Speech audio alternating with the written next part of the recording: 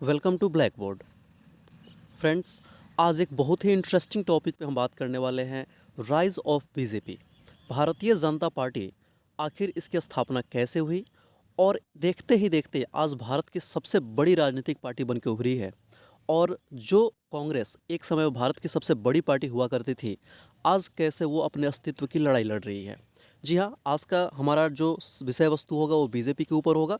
ये लेक्चर हालांकि पॉलिटिकल नहीं है, आप पॉलिटिकली किसी भी दल से सहमत या असहमत हो सकते हैं। हम बस एक केस स्टडी देख रहे हैं और इसके आगे मैं एक वीडियो लेके आऊँगा जिसमें हम देखेंगे कि कांग्रेस कैसे भारत की सबसे बड़ी पार्टी रही और आज वही कांग्रेस अपने अस्तित्व की लड़ाई लड़ रही है।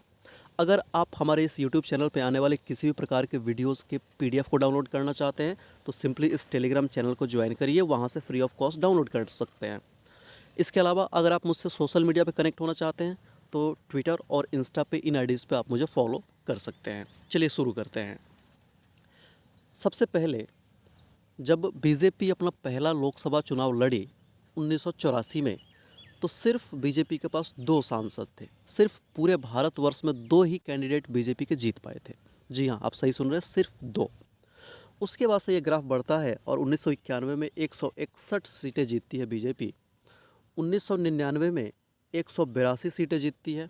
2009 में 116 सीटें जीतती है और फिर 2019 में आज जो इलेक्शन हुए थे, आज से 2-3-4 साल पहले, उस समय बीजेपी ने जीते थे कुल 303 सीटें।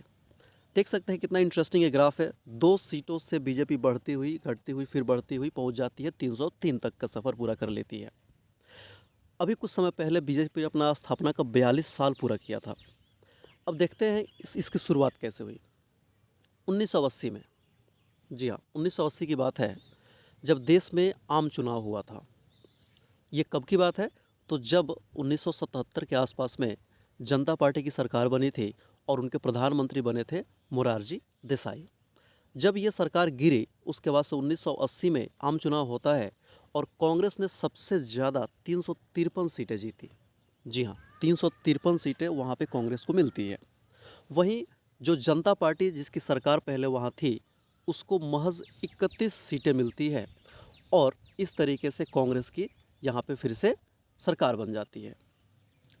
अब 1980 में हार के बाद जो जनता पार्टी के बड़े नेता थे वो विचार विमर्श करते हैं कि आखिर इस हार का कारण क्या था, क्योंकि 77 से 80 तक तो इनकी ही सरकार थी, तो फिर ये हारे क्यों।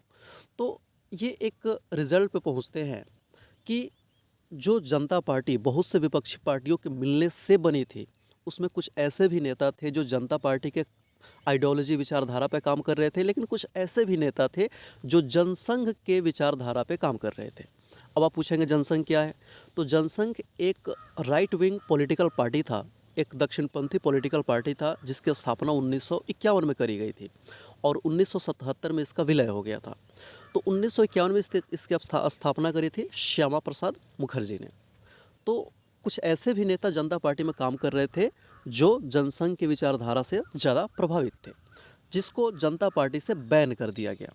और यही नेता मिलकर 6 अप्रैल 1980 को भारतीय जनता पार्टी की स्थापना करते हैं, एक अलग दल बनाते हैं भारतीय जनता पार्टी, और यहीं से भाजपा का आगाज़ होता है। जी हाँ, और इसके जो नए अध्यक्ष चुने गए वो चुने गए अटल बिहारी वाजपेयी। जी हाँ, नाम तो आपने सुना ही होगा, पूर्व प्रधानमंत्री भी रहे हैं। तो अटल बिहारी पंडित जी को यहाँ पे इसका अध्यक्ष चुन लिया जाता है। अब समय आता है 1984 का। 80 में यह स्थापना हो चुकी थी, अब आते हैं 1984 में। 1984 में इंदिरा गांधी की हत्या हो जाती है और हत्या के बाद जब इलेक्शन 1984 में नहीं, मतलब इंदिरा गांधी की हत्या के बाद 1984 का जो लोकसभा चुनाव हुआ, जिसमें राजीव गांधी कांग्रेस के चेहरा थे, उसमें कांग्रेस को मिलती है 404 सीटें, क्योंकि इंदिरा गांधी की हत्या के कारण सहानुभूति वोट भी कांग्रेस को मिला था। कांग्रेस को मिली 404 सीटें और बीजेपी को मिली सिर्फ 2 सीटें। जी हाँ, आप ठीक सुन रहे हैं, कांग्रेस को 404 और बीजेपी को मिली सिर्फ 2 सीटें। जब बीजेपी को 2 सीटें मिली, अच्छा ये ऐसा समय था कि वहाँ पे वाजपेयी जी भी इलेक्शन हार गए थे, ये भी बड़ी इंटरेस्टिंग कहानी है। तो बीजेपी के 2 सीटों पे जो प्रधानमंत्री थे राजीव गांधी, इन्होंने मजाक में एक बात कही थी कहा था हम दो हमारे दो। राजीव गांधी जी ने ये बात कही थी, हम दो हमारे दो। जी हाँ, ये कोई जनसंख्या नियंत्रण की बात नहीं कर रहे थे। ये उस समय पार्टी के अध्यक्ष अटल बिहारी वाजपेयी और लाल कृष्ण आडवाणी पे तंज कस रहे थे कि अध्यक्ष कौन, दो, अटल बिहारी वाजपेयी और लाल कृष्ण आडवाणी, ये दो लोग हैं और ये दो लोग, मात्र दो लोगों को ही जिता पाते हैं उस इलेक्शन में। दो ही सांसद चुन के आते हैं, जो अलग अलग लोग हैं ये दोनों नहीं होते हैं। इसलिए ये कहते हैं हम दो और हमारे दो। ये लाल कृष्ण आडवाणी, अटल बिहारी वाजपेयी और भाजपा के दो सांसदों पर किया गया एक व्यंग था। उस समय जो दो लोग जीते थे उस कांग्रेस की आंधी में, उनका नाम आप देख सकते हैं, चंदू पातला जग्गा रेड्डी यहाँ पे है, और दूसरा थे डॉक्टर ए के पटेल। रेड्डी साहब जीते थे आंध्र प्रदेश से और ए के पटेल साहब गुजरात के एक लोकसभा सीट से जीते हुए थे। और वो ऐसा समय था कि अटल बिहारी वाजपेयी, इतने बड़े प्रतिभावान व्यक्ति, खुद ही अपना चुनाव हार गए थे। जी हाँ, ये ग्वालियर से चुनाव लड़े थे और वहाँ पे जो माधवराज सिंधिया थे वो कांग्रेस पार्टी से इनके खिलाफ चुनाव लड़े थे। हालांकि वहाँ से माधवराव नहीं लड़ने वाले थे और जो उनकी माताजी थी विजय राजे सिंधिया, वो अटल जी की समर्थन में थी। फिर अचानक से वहाँ माधवराज जी अपना क्या करते हैं, कांग्रेस की ओर से पर्चा भर देते हैं। ये बात सुन के अटल जी अपना सीट बदलने का प्रयास करते हैं, कार से दूसरी लोकसभा सीट में नामांकन के लिए जाते हैं, लेकिन तब तक समय बीत चुका होता है। तो इनको ग्वालियर से लड़ाई लड़नी पड़ती है और उसमें अटल जी हार जाते हैं और माधवराज सिंधिया कांग्रेस के वहाँ विजयी बनते हैं। अब देखिए 1984 में जो बीजेपी सिर्फ 2 सीटें जीती थी, आज के समय में बीजेपी के पास टोटल 303 सांसद हैं। जी हाँ, पूर्ण बहुमत की, भयंकर बहुमत की सरकार बीजेपी अभी चला रही है, 303 सांसद हैं। वहीं कांग्रेस जो एक समय 414 सीटें में से सिर्फ 52 सीटों पर सिमट कर रह गई है। 414 सीटों से ये घट के कहाँ गई है, सिर्फ 52 सीटों पे सिमट के रह गई है। समय का खेल देखिए, 2 सीट वाली पार्टी आज हो गई है 303 और 414 वाली पार्टी सिमट के आ गई है सिर्फ 52 पे।